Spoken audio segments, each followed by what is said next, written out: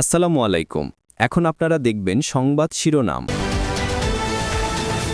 ক্ষমতায় গেলে ইমাম খতিবদের ভাতা দেওয়ার ঘোষণা তারেক রহমানের। দেশ গঠন ও ইনসাফ প্রতিষ্ঠায় আলেমদের ভূমিকা রাখার আহ্বান ডাক্তার শফিকুর ও নাহিদ ইসলামের। রাজনৈতিক দলগুলোর সঙ্গে কমনওয়েলথ মহাসচিবের বৈঠক, জেনোসাইড নয়, সহনশীলতা চায় জনগণ, বলছে বিএনপি। জামায়াত এনসিপির প্রত্যাশা লেভেল প্লেইং ফিল্ড। নির্বাচনে পুরো দেশকে রেড, ইয়েলো ও গ্রিন জোনে ভাগ করবে ইসি। আইন শৃঙ্খলা অবনতির শঙ্কা নেই, জানালেন উপদেষ্টা। সর্বাত্মক সহযোগিতা করবে সেনাবাহিনী। শেখ হাসিনার বিরুদ্ধে প্লট দুর্নীতির ৩ মামলার রায় ২৭ নভেম্বর। দণ্ড কার্যকরে ফিরিয়ে দিতে দিল্লির কাছে ঢাকার চিঠি। ভূমিকম্প পরিস্থিতিতে ঢাকা বিশ্ববিদ্যালয়ের পর সলিমুল্লাহ ও ঢাকা মেডিকেল কলেজ বন্ধ ঘোষণা। ঝুঁকিপূর্ণ এলাকা চিহ্নিত করে ব্যবস্থা নেবে সরকার। বাউল ও তৌহিদি জনতার পাল্টাপাল্টি কর্মসূচি ঘিরে মানিকগঞ্জে দিনভর উত্তেজনা। দুপক্ষের মারামারিতে আহত অন্তত ৫। এলাকায় পুলিশ মোতায়েন। আসসালামু আলাইকুম। এখন দেখবেন সংবাদ বিস্তারিত। একটি ইনসাফ ভিত্তিক দেশ গঠনে আগামী নির্বাচনে সকল ইমাম খতিব মুয়াজ্জিনদের দোয়া ও সমর্থন চেয়েছেন বিএনপির ভারপ্রাপ্ত চেয়ারম্যান তারেক রহমান। বলেছেন, বিএনপি ক্ষমতায় গেলে ইমাম মুয়াজ্জিনদের ভাতা প্রদান করা হবে। রাজধানীর চীন মৈত্রী সম্মেলন কেন্দ্রে ইমাম খতিব সম্মেলনে যোগ দিয়ে দেশ গঠনে ইমাম মুয়াজ্জিনদের ভূমিকার কথা তুলে ধরেন জামায়াত, এনসিপি সহ বিভিন্ন রাজনৈতিক দলের নেতারা। এদের উদ্যোগে রাষ্ট্র পরিচালনায় ইসলামী শরিয়াকে সর্বোচ্চ গুরুত্ব প্রদানের পাশাপাশি ভিন্ন ধর্মের মানুষদের ন্যায্য অধিকার নিশ্চিত করা সহ ৭ দফা দাবিতে এই সম্মিলিত ইমাম খতিব জাতীয় সম্মেলন। এতে যোগ দেন রাজধানী সহ দেশের বিভিন্ন জেলা, উপজেলা ও গ্রাম থেকে আসা ইমাম খতিবরা। সম্মেলনে বিগত ১৬ বছরের আওয়ামী শাসনামলে আলেম ওলামাদের উপর নির্যাতনের কথা তুলে ধরেন বিভিন্ন ইসলামী দলের নেতারা। জঙ্গি নাটক, সাথে ইমামদেরকে বেইজ্জত করা, মুসলমানদেরকে বেইজ্জত করা আর হবে না। সম্মেলনে প্রধান অতিথি হিসাবে অনলাইনে যুক্ত হন বিএনপির ভারপ্রাপ্ত চেয়ারম্যান তারেক রহমান। বলেন, বিগত দীর্ঘ ১.৫ দশকের তাবেদারি শাসন ব্যবস্থা প্রমাণ করেছে স্বাধীনতা, সার্বভৌমত্ব রক্ষায় ঐক্যের বিকল্প নেই। মহানবীর ন্যায়পরায়ণতার আদর্শে উজ্জীবিত একটি ইনসাফ ভিত্তিক বাংলাদেশ গড়ার লক্ষ্যে আগামী নির্বাচনে বিএনপি দেশের সকল সম্মানিত ইমাম, খতিব, মুয়াজ্জিন, আলেম ওলেমা, পীর মাশায়েখদের দোয়া এবং সমর্থন চায়। তারেক রহমান বলেন, ইমাম খতিবদের রাষ্ট্র গঠন কাজের বাইরে রেখে দেশের অগ্রগতি সম্ভব নয়।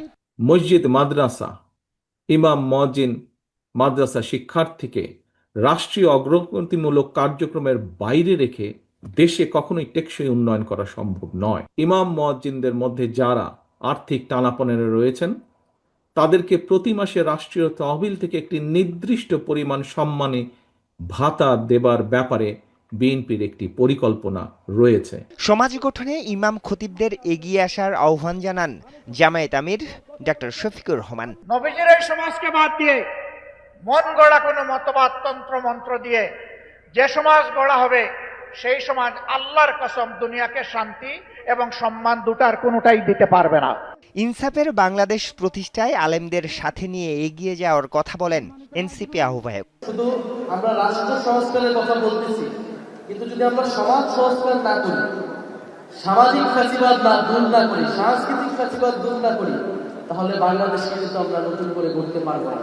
ধর্মীয় মূল্যবোধে উজ্জীবিত একটি সমাজ গঠনে সবাইকে ঐক্যবদ্ধ ভূমিকা রাখার কথা বলেন ইসলামী রাজনৈতিক দলের নেতারা। যে আগামী বাংলাদেশে এদেশের মসজিদগুলোকে, আলেম ওলামাদেরকে যেন রাষ্ট্র অন করে, তাদেরকে কাজের সুযোগ দেওয়া। ঢাকায় অবস্থানরত কমনওয়েলথ মহাসচিব শার্লি বোচওয়ের সাথে সাক্ষাৎ করেছে রাজনৈতিক দলের নেতারা।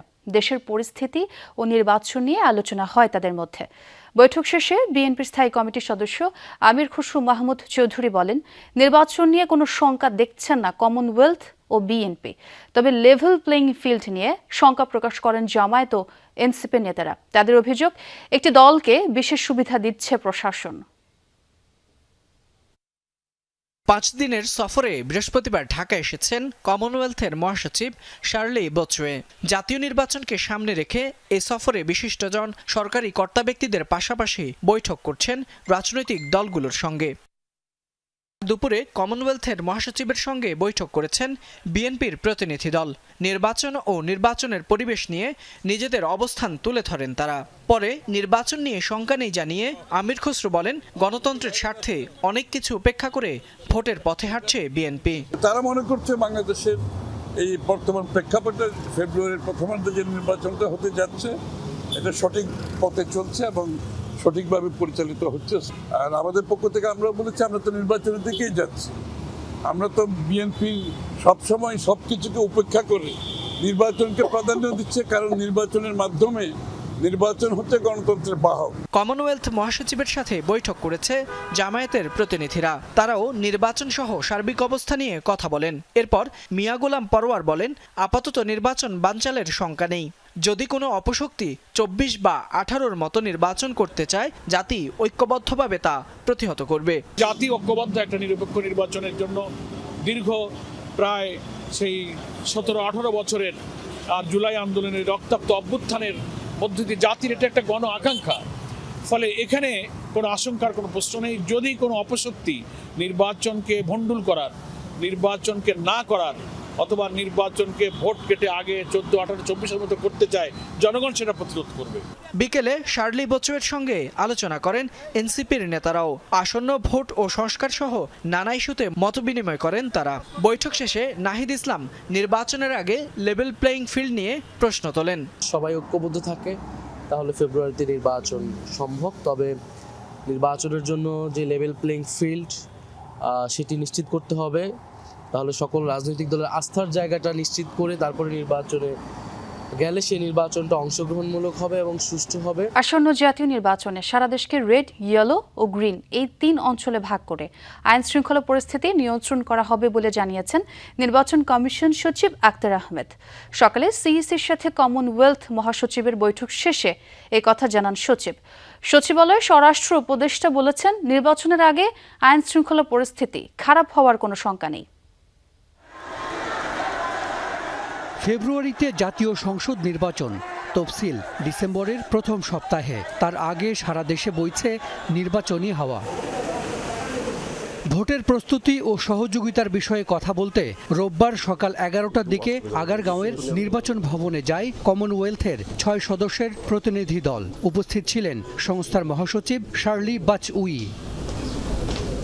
পরে তারা দেখা করেন প্রধান নির্বাচন কমিশনার AMM নাসির উদ্দিনের সঙ্গে। 1 ঘন্টার বৈঠকের পর সচিব আক্তার আহমেদ জানান, গণভোটকে বাড়তি দায়িত্ব ও চ্যালেঞ্জ মনে করে কমনওয়েলথ। সার্বিক প্রস্তুতিতে সন্তোষ জানিয়েছে তারা। রেফারেন্ডামের কথা বলেছেন যে রেফারেন্ডামটা একদিনে হবে, এটা আমাদের একটা বাড়তি দায়িত্ব। আমাদের প্রস্তুতি সম্পর্কে ওনারা বলেছেন যে এটা আপনাদের একটা চ্যালেঞ্জ, কিন্তু আশা করেন যে আমাদের প্রস্তুতি নিয়ে আমরা যেভাবে আগাচ্ছি তাতে এটা আমরা সফল হব। স্পেসিফিক করে আমাদেরকে বলেছেন যে ওনার সদস্য সংখ্যা হচ্ছে 56টা দেশ এবং আমরা যদি কোনো সহযোগিতা চাই সেটা ওনারা করার জন্যে প্রস্তুত আছেন। নির্বাচনে আইন শৃঙ্খলা পরিস্থিতি ও প্রস্তুতি নিয়েও জানানো হয়েছে কমনওয়েলথ প্রতিনিধি দলকে। ল অ্যান্ড অর্ডার সিচুয়েশন সম্পর্কেও জানতে চেয়েছিলেন। আমরা বলেছি যে আমরা পরিস্থিতিগুলোকে সারা দেশকে আমরা 3টা ভাগে, রেড, ইয়েলো এবং গ্রিন, এই জোনে আমরা ভাগ করছি এবং সেই ভাগে ভাগ করে আমরা ল অ্যান্ড অর্ডার সিচুয়েশনগুলোকে সামাল দিব।